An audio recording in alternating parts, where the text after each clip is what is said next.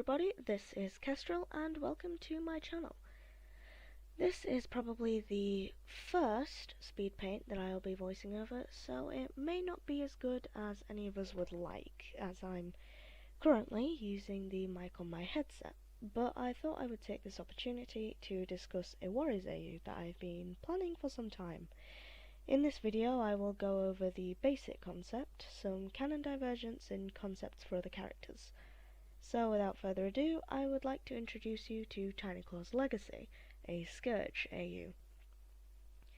In this AU, Tiny, the slash baby Scourge, I guess, was actually taken in and raised by ThunderClan. I don't have all the finer details of his earlier life, like his mentor or anything, really figured out yet, but the basic premise is that he was raised as a warrior in ThunderClan, and a pretty decent one too. Of course he had a nasty rivalry with Tinyclaw, however it was more of a recurring situation rather than one singular event.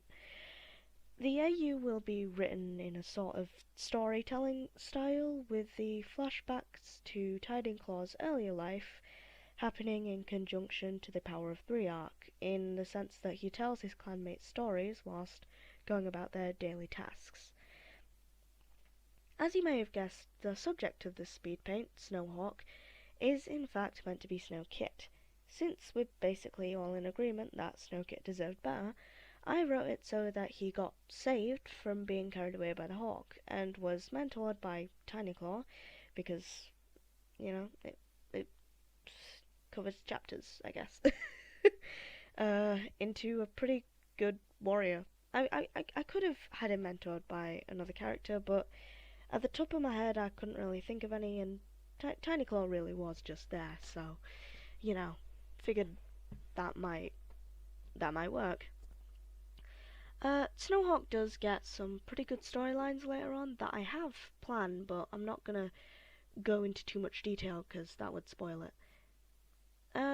As with the battle at the end of the Prophecies Begin arc, I came up with some pretty decent concepts, and I suppose wouldn't be much of a spoiler, since I'll eventually be making character designs. Tinyclaw kills Tinyclaw, that doesn't change, but the situation in which it happens does differ somewhat. BloodClan do exist, but instead of being founded by Scourge, I decided that perhaps his siblings, Ruby and Socks, would possibly take his place.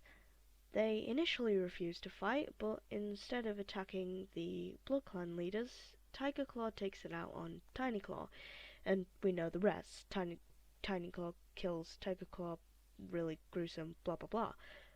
But on their way back to the two-leg place, Ruby and Socks are actually killed by another member of BloodClan in some sort of mutiny, and they return to finish what they started, i.e. the battle. The last thing I want to include is that there may be some references to the original Scourge, whether it be in nightmare form or what have you.